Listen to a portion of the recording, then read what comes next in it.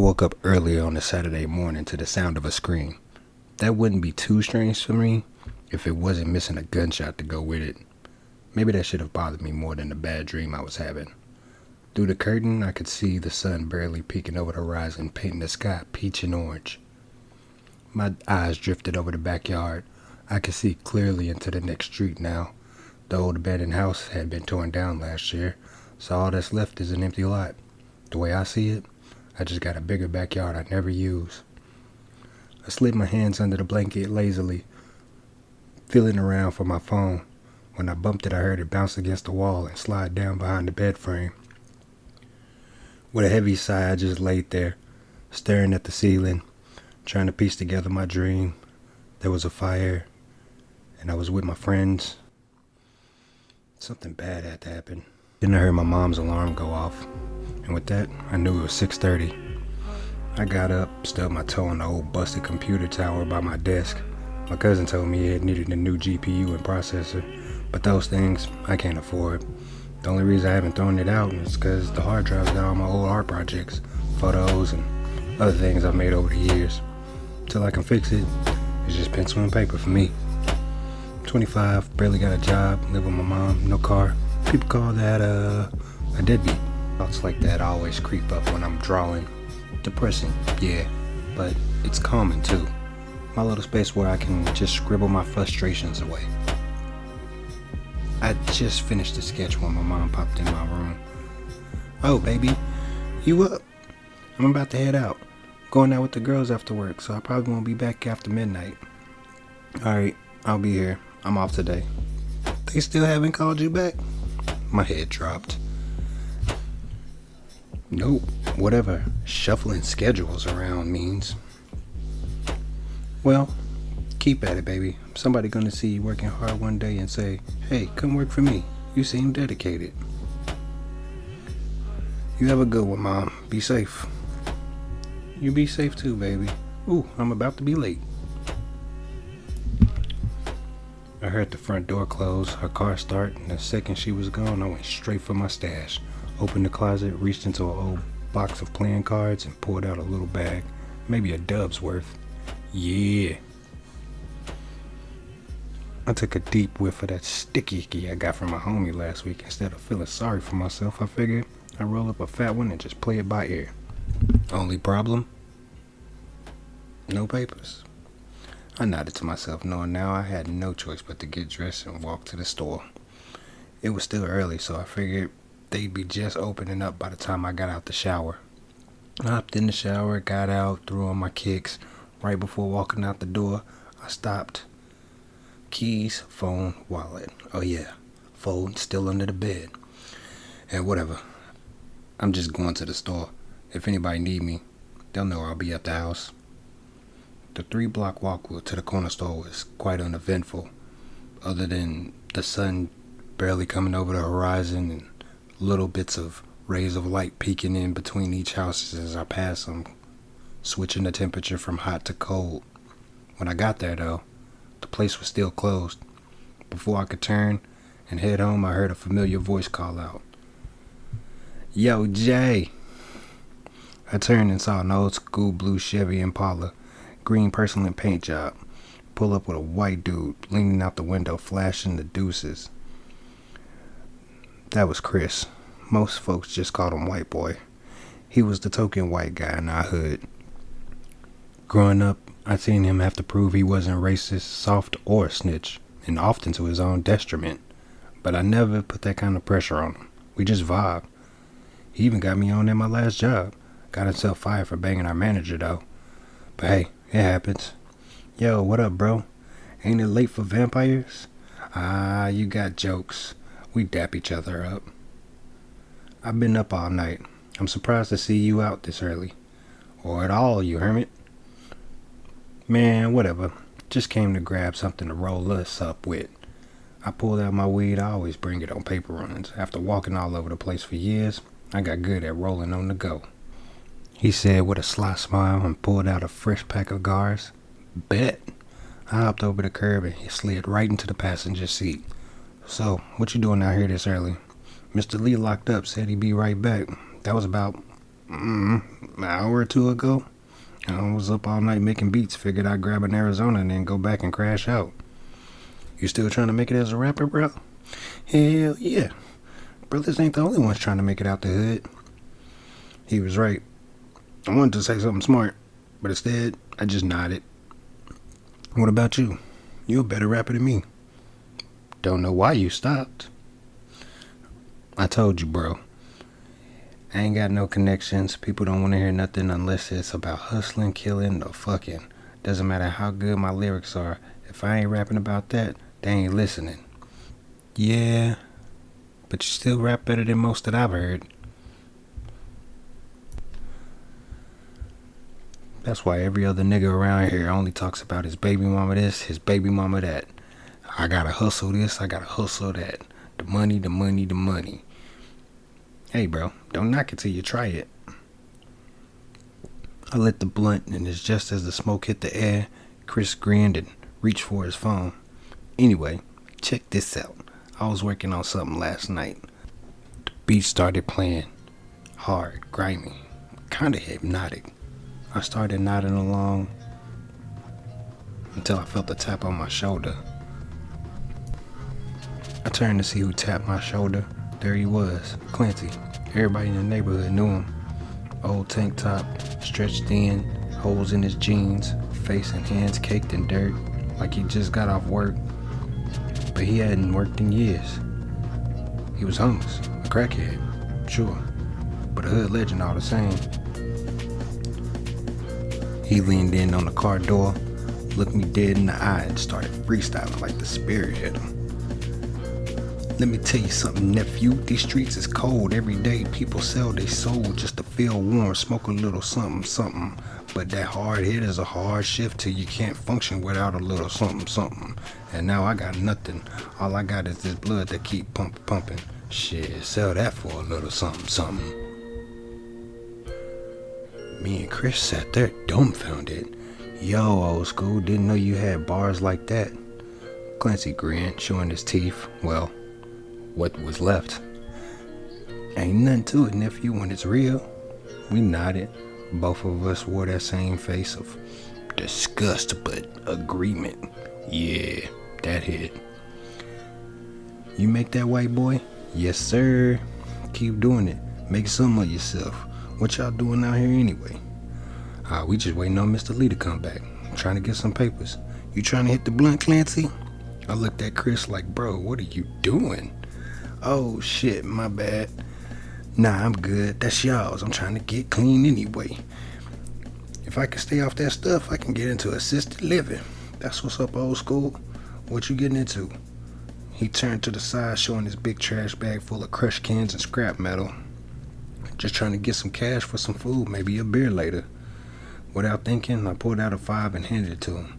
I knew he might be lying, but my mom once told me a story. He wasn't born in the streets. He was supposed to go to college. Somebody spiked his drink at a party and he never came back from that night. Thanks, nephew. Wait. That's why you look so familiar. You Rita's boy. Yeah, my mom said y'all went to school together. Damn right. Class of 78. Appreciate y'all. I'm gonna go turn these cans in. Hopefully Lee be back by the time I come around. Alright, old school. Be safe. Yeah, stay up. He did a little two-step jig that made us laugh, then disappeared around the corner. Before I could take another hit, a shadow fell over the car. The sunlight dimmed, replaced by that cold pinch across my skin. Why are you smoking in front of my store? We froze like two kids caught red-handed. Our bad, Mr. Lee? He paused and said, let me hit that. I blinked. I didn't know you smoked, Mr. Lee. Mr. Lee Corner Store had been there for a long-ass time, as long as I can remember. He'd always had a scowl on his face, especially after getting robbed that one time. After that, he kept a pump shotgun behind the counter, and nobody ever messed with him again. Of course I smoke. Who doesn't? My wife's sick. Had to check on her till my daughter got home. He took a drag, handed the blunt back to Chris, then unlocked the door. Before it shut behind him, he poked his head out. And stop smoking in front of my store. We both cracked up. We put out the blunt and I handed it to Chris and was like, that's yours. When we got out the car, that's when I heard another voice. Man, everybody just keeps sneaking up on me today. Yo, what's good, y'all? It's my best friend, George. Came strutting up with that big grin of his. Knowing him all my life, my brother and his brother was tight when they was younger, so me and George naturally grew up together. But where I got into art and music, he got deep into hustling, like his brother. Neither of us knew our dads. Guess we just followed the examples we had. Jay and white boy Chris. Let me guess, Chris finally convinced you to drop an album and say the hood? He's still trying. Should have heard what he played earlier. Clancy came through spitting bars. Damn, didn't know you was the crackhead Pied Piper, Chris. Man, nah, nothing like that. Anyway, I was about to head to your crib, Jay. Was gonna grab some papers, cuz I know you ain't got none. How you know that? And both of them simultaneously. Cuz you ain't never got no papers. Forget y'all. Shit, why don't we record something tonight, though? Me, you, some honeys from the neighborhood. My pop's still out of town. As long as we don't break nothing, we good. Alright, bet. Sound like a plan. We walked into the store and Mr. Lee behind the counter, cigar in his mouth, eyes half open, watching game shows on that little TV. Man, never changed. Damn, Mr. Lee, why you always look at us like that? I lived in this neighborhood almost 30 years. You never know when someone's gonna try you. He grabbed a pack of cigars, laid it on the counter. How much for the cigars, Mr. Lee? No charge, Jay. You good boys. You never steal from my store. He didn't even turn around. First time in my life, being square paid off. Chris tossed a drink over the counter. Drink on the counter, and Mr. Lee just waved him off. When we walked out, we were all kind of surprised. It felt like maybe today was actually going to be a good day. Hey, yo, I got to run an errand for my pops. Check out one of these properties he was talking about on the east side. Y'all want to ride? What you about to do over there? Just scope it out, maybe clean it up later. Hell nah. Yeah, that's a no for me too. I ain't going to the east side. Alright, suit yourselves. Catch y'all later. The east side. I've been avoiding that part of town. There's some people over there I'd rather not run into. And with George around, if something goes down, if we going to jail, somebody dying.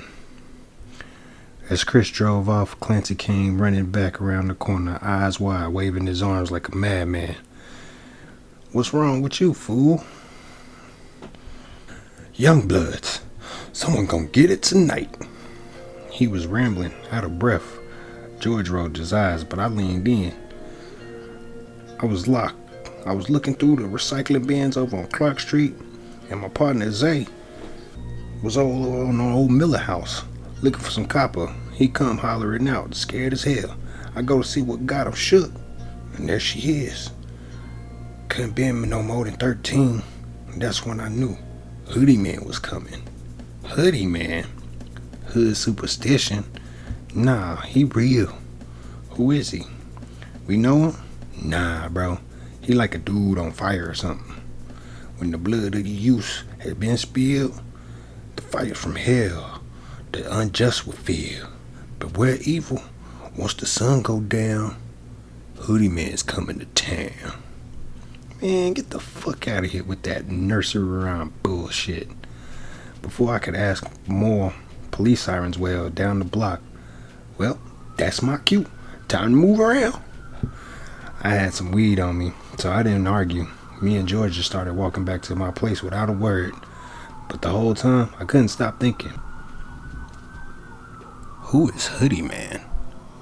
For about a block, me and George stayed silent, just listening to the sirens slowly drift off into the distance. When it got quiet, I finally asked, so who the hell is Hoodie Man? He like a ghetto ghost rider. So he got a motorcycle? Nah, fool. He a ghost or some shit. Oh, so he ain't even a real nigga. Exactly. So what he got to do with what Clancy was talking about? Supposedly he dragged weirdos to hell that do foul shit to kids or whatever. But it don't make sense to me. Ain't nobody ever looking for no justice for black girl in the hood. I went quiet. Then I thought about it.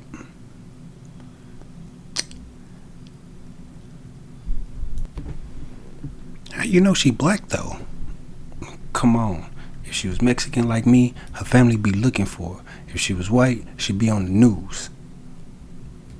I got quiet again. He wasn't wrong. When it came to justice, it didn't feel like anybody black ever got a fair hand. When we got back to my porch, George just dropped down in one of the chairs. Y'all got some water? Yeah, give me a second. I went inside to grab a bottle and try to fish my phone from up under my bed. Still couldn't stop thinking about that hoodie man stuff though. I heard whispers before, stories told in half jokes and half as warnings, but today was the first time anyone said his name out loud like that. The thought kinda gave me chills. My phone buzzed, lighting up under the bed frame. 5 missed calls and a message, all from T-Bone. Ty Moore, that's his real name. We call him T-Bone because he once stole a car, took the cops on about a 2-hour chase, and then T-boned another car, and somehow he still got away. When I asked him about it, he said he hid away in his grandma's basement for a few years. I grabbed a bottle of water and stepped outside, dialing T-Bone's number. He picked up in one ring. I'm already outside, nigga. Oh. I hung up, and as I looked up, he was just climbing out of the car. Same stoic look as always. He raised his hand and gave a up nod. It's your boy T-Bone, I said. Y'all started without me? Just about to roll one now. Yeah, we just got back from the store. He climbed the steps and I asked, why you blowing me up if he was just gonna come over here anyway? I want to know if you talked to this fool. He pointed at George. I already know, fool. So what we gonna do? Ain't gotta worry about that. We can get it all back. Yeah, I know, but what about, I said we good. I froze mid-roll looking up at them. Usually, I don't stick my nose in their business. If they was hustling, I let them. But this sounded different. What's up, y'all good? Our shit got raided, fool. All our dope gone. Damn, my bad. We just gotta check on it. Yeah, right after this first blunt. I lit it up, pulled out my phone, started playing one of the beats Chris had been sending me. Talk all the shit y'all want, but bro, make some fire beats. The smoke started blowing, and soon enough, they started freestyling. They call me T. Yeah, there's more, but what you wanna know for? I keep it hot on these streets. If you need it, you gotta go through me. They call me George, and with the money I'm making, I don't play. You want a 9mm or a 9mg? Pay up, and I'll show you how much I don't really give a damn. They went back and forth for a minute. I was just about to jump in when the beat stopped. Beat got his ass. We laughed, then George looked over more serious. What's up with your job, bro? My smile dropped. They say they overstaff, giving hours to people who need it more. Basically, since I ain't got kids, I'm not a priority. Damn, that's cold. Yeah, I guess I'm just supposed to take whatever scraps they hand out like I'm supposed to fit the mold of an average black man, hustle or have babies. Then I'm more relatable. Not everyone got a sob story, and if I do, it ain't what drives me. Facts. Damn, fool. I didn't know. Didn't know what? That you was a black man. I thought you was an extraterrestrial or something. Him and T-Bone busted out laughing. I just shook my head. It was normal for him to derail a serious conversation. That was just George. Hey, fool, you could always get up with us. Nah, bro, that ain't for me. Hey, man, when you still broke, the streets will still be hiring. Don't worry, fool. Something will work out for you. Yeah, we gotta go anyway. Oh, T, George, I'm supposed to be going over Chris to record tonight. Y'all down to come? Bet. We'll swing back later. They left, bass rattling down the block as their car disappeared around the corner. I sat back down on the porch, looked at what was left of the blunt, Checked my phone, a few minutes past noon. Sat there for a while. Watched the neighbor kids ride their bikes. Mr. Charles mowing his lawn. He waved. I waved back. For a moment, everything felt normal. Then a horn honked. Loud. It was Carlos, George's older brother. Certified hood legend. I'd be scared of him if I didn't know him. He was a real one. He rolled up real slow, leaned out the window. Yo, what up, Los? Jay, we dapped up. Ain't seen you in a minute, man. Been working down at the church. See, your mom's there all the time. You should come by too. I opened my mouth to give up an excuse, but he cut me off. Anyway, you seen my brother? Yeah, he was here earlier with T. You want me to call him? Nah, I'll find him. He ain't been home in a few days. Mom's worried. Might have to get him out of town. Get him out of town? Can't be that bad, right? He sighed. You know he been hustling, right? Yeah, well, just know he might be in some real trouble. That's when I noticed his eyes was red, fighting back something deeper than anger. Deeper than sadness. I knew him, you know. Back then, he was just a funny kid. Marked his middle. We was in high school. He stared off for a second, voice heavy. He finally worked up the nerve to ask out this girl he liked, but some fools didn't like that. They caught him one day, took him to that old factory, tied him to a boiler with some change, made his skin melt to the pipe. Then they took turns with him. They laughed, joked, said he swore he'd come back and kill them all. And anyone liked him. Gave him a day to get out of town. They shut him up by shoving hot coals down his mouth. He paused, breathing through his nose real hard. When they finally found him, they closed that factory for a month. Then people started talking, seeing him around town. Folks coming up missing. At first he said he didn't believe it either. But the same 3 dudes who did that to Marcus, they disappeared first. That's when I started hearing people say, Hoodie Man took him. As the question started welling up in my throat, he put his hand on my shoulder, snapping me out of it. Alright, fool. You stay up. Tell my brother I'm looking for him. Then he started his car, and he drove off.